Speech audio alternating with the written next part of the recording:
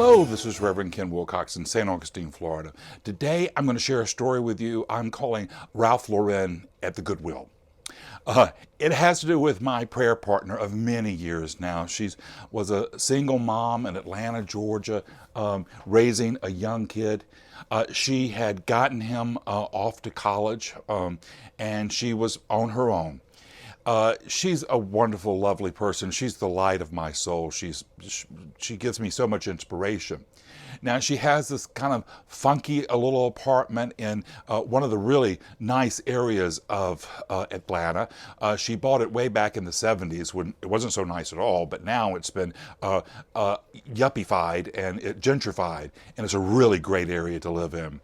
Her condo reminds me of the Weasleys' house on Harry Potter. It's old, it's crooked, but there's a lot of love there.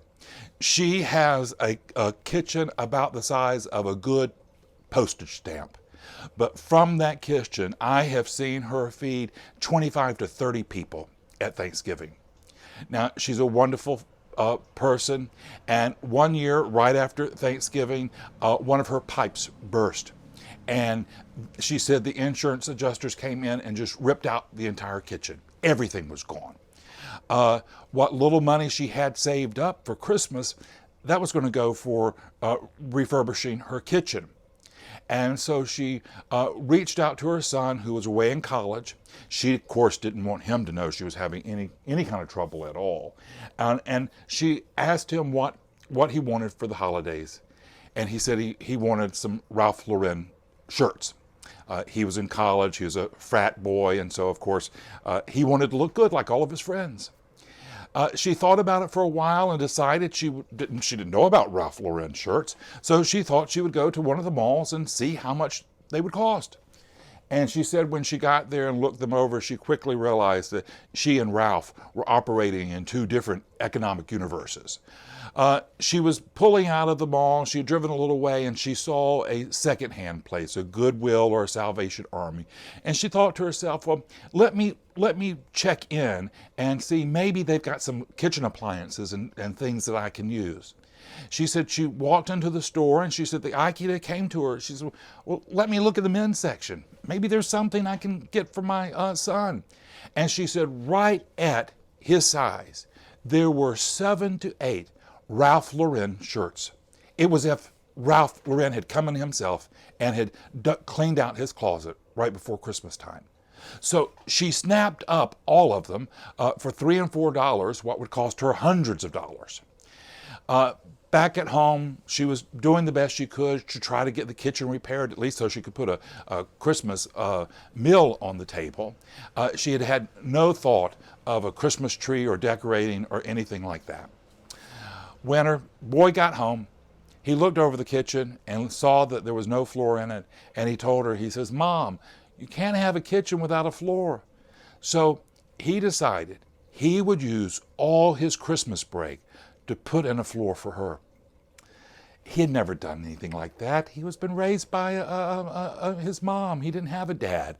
And so he didn't know from tools and stuff.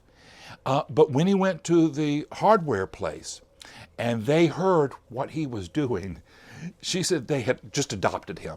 They were giving him pointers and tips and suggestions. And so he worked the whole Christmas break. Christmas Eve, he was finished. She said, he looked around and he said, well, Mom, we don't have a Christmas tree. So she thought to herself, well, maybe being Christmas Eve, they'll be cheaper and we can find one I can afford. So they walked around to the tree lot that was in their neighborhood.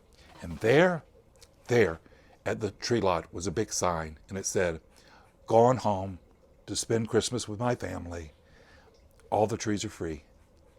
And so they got the biggest one they could carry back, probably one that would have cost a couple of $100s just a couple of days before.